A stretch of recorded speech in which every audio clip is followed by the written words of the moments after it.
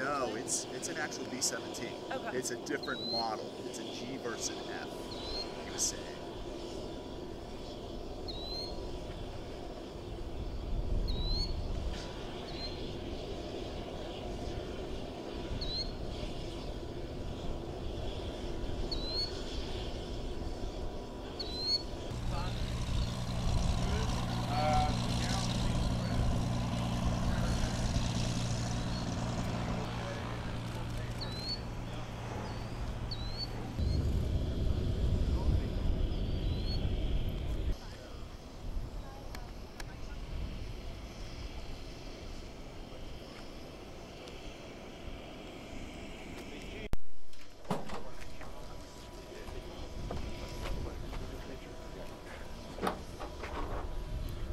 Okay, do you mind? No. Who are you with?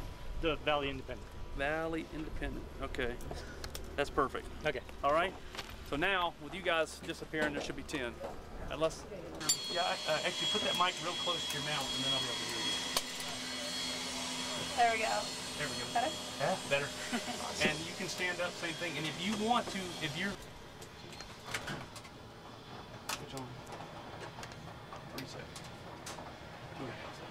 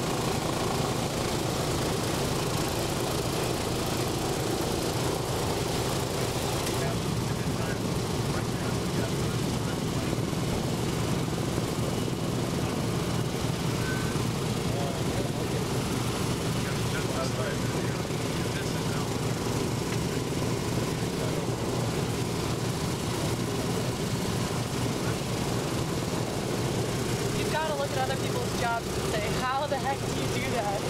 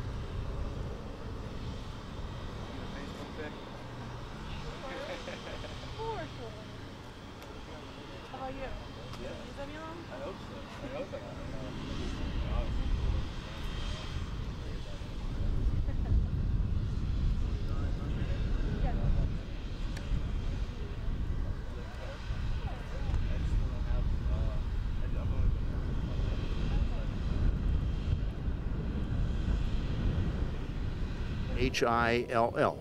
Can you give me what your title was now and what it was in the Army? Well, now I am retired, and my first retirement was at 20 years of age when they came up to me at Sioux City Air Force Base in 1945, and a colonel walked in and said, "Cahill, do you know how many points you've got?" And I said, "No, sir, I don't have the foggiest notion." And he said, "Well, you've got enough that next Tuesday you're leaving." And I said, "Well, that's the nicest 20th birthday gift I'll ever get. Thank you." And so I was discharged on my 20th birthday. That's a pretty awesome gift. Yeah, it's a nice gift, it really is. Yeah. Were you part of the Army Air Forces? I was a part of the 8th Army U.S. Air Force, yes. Flying B-17s out of Framingham over Germany. Flying in them. I didn't fly the plane. That was above my pay grade. How long were you over there, and can you talk a little bit about your experiences, the kind of things you had to do while you were aboard the plane? Well, I went over as a tail gunner and flew my first mission over Germany as a tail gunner. And the next morning at breakfast, Colonel got up and got on a mic and said, like yours, and said that they were asking gunners to volunteer for training as a toggler, and that he'd like to talk to anybody that's interested. And so first breakfast in England, you know, after a combat. So I raised my hand, and the colonel said, "Yes, sir." And I said, "Sir, what in blazes is a toggler?" I was just going to say, can you explain what a toggler is? And he said, "Yeah." He said, "It's an enlisted bombardier." And I said, "Oh, in other words, if I take, you want to train me to be a toggler?" "Yes." "If I agree, then I get promoted to lieutenant?" And he said, "No." And I said, "I get a salary increase from $19.75 per month to something else?" And he said, "No." And I said, "Well, I get a shorter number of missions?" "No." but nonetheless, it had some attractions. And so I volunteered, and I flew the rest of I flew 27 missions as a spare toggler. I was flying combat in the end of 44 and the early part of 45, early winter, in other words, the winter of 44 and 45, and during the Battle of the Bulge, which was 44, right? And my older brother, one of my older brothers, was in the Battle of the Bulge, and we were sitting every morning briefing for 10 days, and we couldn't get off the ground. And with the freezing level on the ground and 10 tenths cloud coverage for 10,000 feet. And you can't get up there. You lose airplanes just to ice. So It took 10 days to get off then? it took 10 days for us to be able to get back in the fight. The Germans had the best weapons, the best planes, the best tanks, and the best weathermen. And they called the Battle of the Bulge right on the nose when all of England was sacked in. So we couldn't get any heavy bombardments off. They say it was not a hospitable place flying in one of those things. Got pretty cold up there. Well, you really didn't know it unless you made the mistake of touching a piece of metal. Because if you touched a gun without any gloves on, you couldn't get off. You were stuck to it. But other than that, we were in flak suits and wired air garb. So we were plugged into the electric system, and we were warm enough unless something went wrong with the system. Then you're in deep trouble because it's like 30 below. Did you have any close calls while you were doing the bombardier's job? I mean, did you encounter a lot of problems with the enemy? Indeed. You never went over Germany without encountering difficulty with the enemies, yes. Yeah, they were waiting for you. They knew you were coming, and they were waiting for you. And they were selective about how they hit you, where and when. How'd you handle that? How'd you go in there every time thinking, I'm going to encounter the Germans? Well, I don't know the answer to that, but I will tell you how one of my good friends answered it, because I think he gave the best answer that I've ever heard. A young fella from Iowa, farmer by the name of Carroll, a wonderful, wonderful guy. And he was a tail gunner. And somebody asked him that question. And, oh, I forgot to tell you that he never got on an airplane, a B-17, without getting sick to his stomach first. He got sick to it, literally sick to his stomach. He lost everything. And then he would climb on the plane and fight. And he was so, that's how frightened he was. And somebody asked him, how do you do this? Well, he said, I came over here with a bag. And it's in an invisible bag. And it's filled with luck. And the luck is invisible in the invisible bag. And I know that every time I fly back to the base in 390th and get out of the plane and get down on the ground, I get down and I kiss the ground because I love being back, and I know that I've taken an unknown quantity of the remaining unknown supply of luck in the unseen bag and thrown it away. And I don't know how much I started with, I don't know how much is left, and I don't know when I'm going to run out. But I know I'm going to run out. So he went absolutely convinced that he would never get to his last mission, but thank God he did. Do you have a lot of tough to recall memories that come back to you? Well, one of the most amazing things that we did, and I tell you this story because it's a testimonial to that airplane and the men and women that built that. That's what won World War II, incidentally, was we out-manufactured them 10 to 1. We didn't make as good a plane, we didn't make as good a gun or pistol, and those damn things that they came up with at the last, the things that ran out of gas and exploded and fell in London, you know. They outdid us in technology in every way. But industry in America made 10 for every one they could make, or 100, whatever it took. Where was I? I was going to tell you what. If you had tough memories that are hard to, things that make you upset when you think about it? I'll tell you why that's such a good plane. On one of our missions, we lost an engine over the target, before we got off of the target. So we were down to 3 engines, and we can't stay in formation. We can't stay up with the other crew. So we have to fall out and fly back by ourselves and fly alone and losing altitude most of the time. We lost a second engine as we saw the coast of France and started over the North Sea. We're now down to 2 engines. We fly across the North Sea on 2 engines, and as we approach the White Cliffs of Dover to fly over the White Cliffs of Dover, the 3rd engine cuts out. We are now down to 1 engine in that plane.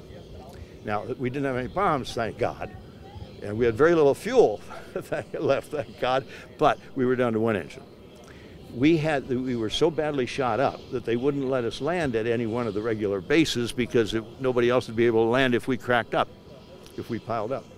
So they deployed us all the way to Wales, all the way across England. We flew on 1 engine all the way across England to Wales, to a naval air station that did sub hunting. They flew up and down the coasts on the west side, hunting subs and relaying their location. Anyhow, when the wheels on the plane hit the turf on that naval air base station, the 4th engine stopped, and we coasted to an end, no power whatsoever.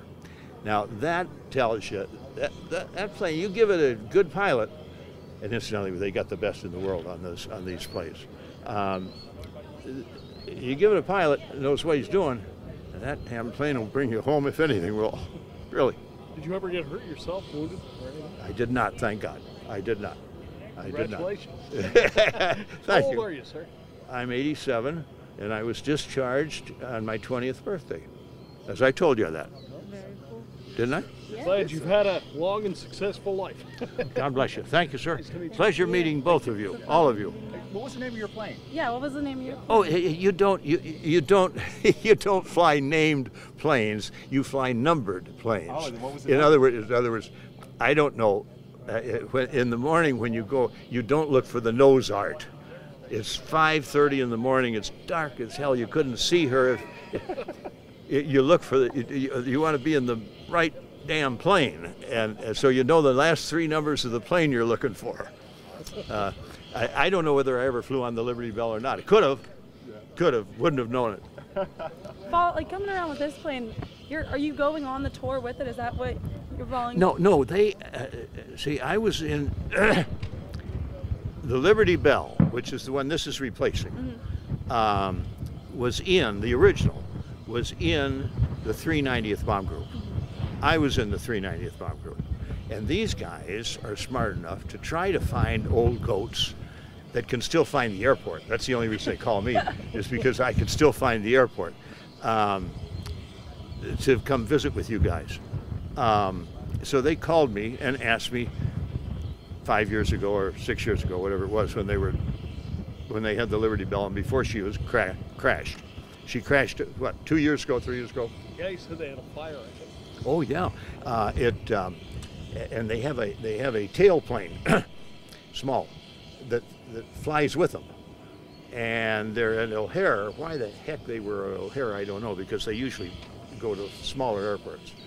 But anyhow, they took off one morning, Monday morning, at O'Hare in Chicago to go to their next base that day to meet with the media, wherever that was, and the darn thing, the tail plane saw smoke coming out of one of the engines and told him that you're on fire.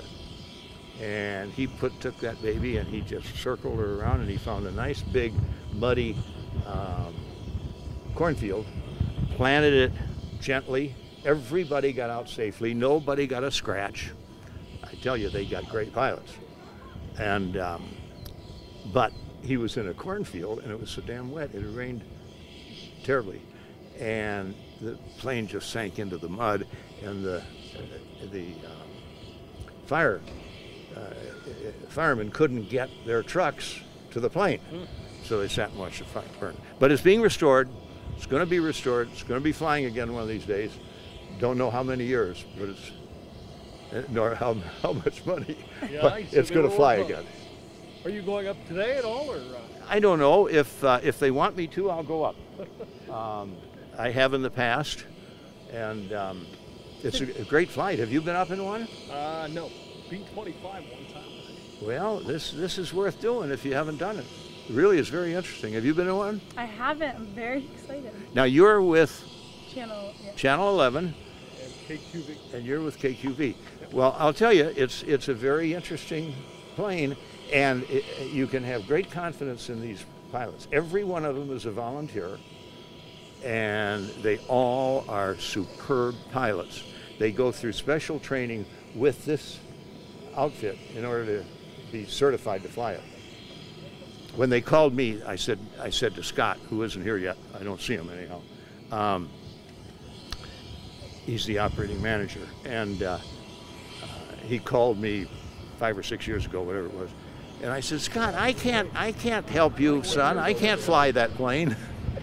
And he said, we know that you can't fly it, and if you could fly it, we wouldn't let you. So they're very good. They're very good. Thank you very much. Thank you again. But they called it the Flying Fortress because it has the defensive guns all around the aircraft. And what's unique about this airplane is it's an early F model, so you won't see the guns underneath the chin of it. They had a chin turret on the later models, and obviously the German tactics were smart. They would know that the airplane was very fortified, that they could attack it from the front, so they would just slice through the formation, knock down the lead aircraft from the front, and then keep running so they didn't get shot down. But the G model had 13 guns, and you can imagine 100 airplanes, 1,300 guns all aiming at one area. That's a lot of lead that they could throw at those aircraft while they're under attack. But Obviously, a very slow airplane, unpressurized, 40 below zero, unbelievable working conditions. So, Mr. Cahill, you can tell us fairly cold in the air? With your stick. You're there. How did the heated suits, did they work well? Fine. They're fine, as long as the electricity was still running. Well, unlike today's airplanes with pressurization, this airplane was totally unpressurized, so it's amazing to think it's a great airplane, but in 1944, when it was the mainstay bomber, it was pretty much getting obsolete in 1944 with the newer airplanes coming on board with the pressurization that were faster, could fly higher, carry more bombs, and then, of course, in 45 with the jet aircraft coming out, it was amazing. So I'm sure the first guys that saw a jet and how fast that thing was from this airplane, it had to be just amazing to them to see that. But again, we tell everybody thank you for everything you did for us, and greatest generation, and we let you go fly and actually not get shot at, so it's a better deal. And the Liberty Foundation chief pilot. This is the Memphis Belle. It's the first time we've had the airplane here, and really the first time it's ever been to Pittsburgh and been allowed to give rides for the public, so that's kind of a unique event. This is the movie Memphis Belle, and I'll tell you a little bit about the history. Most people know the story of the Memphis Belle, even if you don't know much about B-17s, and it was about the first combat crew to complete 25 missions, which at the time, 2 out of 3 airplanes would get shot down on any given mission, so it was no small feat to complete 25 and to get to come home once you completed your 25th mission. So that crew was the first one that was able to come back to the States and to tour around the States and sell war bonds and to drum up more support for the war. 1990, they did a movie, The Memphis Belle, by Warner Brothers. This is the actual airplane they used. So we call this the movie Memphis Belle, not to be mistaken with the actual Memphis Belle that is in Wright-Patterson Air Force Base being restored, and it'll be on display here in the next 2 years as the actual aircraft. But incredible machine. There's only a dozen of these flying in the world now. Unfortunately, we had our Liberty Belle last year, and some of you may have flown on the Liberty Belle. We suffered a small in-flight fire last year and landed, and the fire department wasn't able to get to the airplane, and so it was a significant amount of damage. But we are restoring that airplane, and if all goes well, we hope to put you in a Liberty Belle in a few years from now. We can get it back in the air. So it's no small feat in itself to get that airplane back flying. In the meantime, the foundation acquired this aircraft. It belonged to a gentleman that was actually a World War II pilot himself, and he bought the airplane and got it prepared for the movie that they did for Warner Brothers. But he flew the airplane up until the time he passed several years ago, and it belonged to the family, and we were able to forge an arrangement to keep our airplane, while we restore our airplane, to bring this airplane flying. So the unique part of it is most people have never had the opportunity to get in this airplane to go fly, and that's how we support the airplane itself. For the flight itself, I know everybody's on a little bit of expense, so we're done on this. We're going to make sure that we get you guys in and out as quickly as possible. We want to fly as long as we need to for you to get everything you need, the pictures. And again, we're available to talk, and I know Mr. Cahill here needs to talk to everybody here, so since he's the real story and the reason we're doing what we do. Has anybody been in the B-17 before? We got any repeat people? Okay, we got a couple repeat. We usually do. Yes, sir. Okay, great. Well, the one thing you'll notice, just like on a warm day like today, it is a very miserable, hot airplane when you get in it. We'll probably open the bomb bay doors while we taxi, get you a little air, and we'll close them right before we take off. Fortunately, once we break ground, there's a fair amount of air come through the airplane. It actually is very comfortable once we get in the air. So on the ground, it's a little miserable. And with a darker paint with this airplane, it makes it even a little warmer than most airplanes. So you'll see it was not designed to be a comfortable airplane. So if you're expecting it to be Delta Airlines, you're not going to get that on this trip. It had one purpose, obviously, was to be a platform, stable bombing platform, and it did a phenomenal job in its role as probably not arguably the best military bomber ever built. So it's always in the top 1 or 2 whenever they discuss the significance of bombing aircraft on this. You're only going to be sat down and strapped in for takeoff and landing. So as soon as we break ground, myself and Dave will make sure everything's running well, and then as soon as it looks good, we'll give the 2 people sitting behind us a thumbs up, and that means you guys can get up and run and play, okay? About running and playing, don't run, okay? You'll bump your head in this airplane. Where you walk through, especially where you duck, you will bump your head on places, and it doesn't feel good. So I've been flying a B-17 for almost 20 years, and I bumped my head in this airplane this morning. So I'm still not smart enough to duck through those places, so I promise it will get you as well. So please be careful when you move through the airplane. Everyone wants to get down in the nose, which is a great place to go. It's just spectacular down there. 3 people can comfortably get down there, so as people rotate in and out, you can go down. So if you go down and look and you see 3 or 4, it looks kind of crowded. Just stay on the back on the flight deck right between us while we fly until people come out of the nose. That being said, it's kind of like mesmerizing when you get up into where he sat, up in the very front as a toggler, up in that bombardier seat in the front. It's a beautiful place to fly, and you won't want to come out. So I'm sure your colleagues will snatch you out if you don't come out, because they want to have their due in the seat as well to get some pictures. So just be mindful, because we want to fly as short as we can, and you still get all the pictures you need so to bring out the public for this weekend for the airplane. There's a giant hatch in the middle. It's where one of the extra guns were. It's a big convertible, so it's really great. Your hair will fly out, and it'll make your hair into a little rat's nest. It's really nice. It's a beautiful place to look out, but anything you can't live without, do not stick too far out of that hatch. It's just like your car. It will go and it will leave the airplane, and if it falls off, I tell everybody we're not circling back to get it, okay? So do not, if it's your favorite glasses or hat or lens cover or whatever, don't stick it too far out of the hatch, okay? It's actually a nice place. It's a great place to get some shots, especially after takeoff. When you stand up and we're climbing out, you can shoot behind you, and you have a great, spectacular view of right out of the hatch. So it's a big convertible, and it's a neat place to ride. Only place you can't go is the ball turret here, which is down the bottom. We don't have any volunteers for that usually anyway, and you can't get all the way back to the tail, and you'll see there's a netting that prevents you to go back to the tail. Other than that, again, this whole day is for you guys, for media, and we'll stick around as long as we need to talk to you guys and get the word out. For your reporting, please, please, please tell everybody, when we fly today around here, everybody's going to see the silhouette of a B-17, and we make a lot of enemies early in the week because they pick up every phone number and call and ask about details for the B-17 and how to get here. So if you can please let everybody know that it's open for the public Saturday and Sundays when we're going to do it. And the way we support the aircraft is through the rides program. So we take 9 people flying. It's in the press kit. It's $450 per person to go fly. That only offsets the cost to operate the airplane. We spend 200 gallons of gas per hour, so we spend $1,400 just in the gas to go fly per hour. However, if we can get 9 people, we go fly, but not everybody can afford that. Once we're done for the day and we do our few flights in the morning, we shut it down, we open it for ground tours, and we just take a donation, and we let them through even if they don't donate. We just let people through the airplane, so it really is the ultimate history lesson, but people do want to come see the airplane. So if you can get the information about the website, thelibertyfoundation.org, the phone number that's in the press kit so people can call for information, then at least the airport, we give them the little cards, and they're pretty good about actually directing them to us for questions. But if you can get that information in your reporting, that'll help us out as well. Issues with the airplane. If we take off and we have any issue with the airplane, we can shut an engine off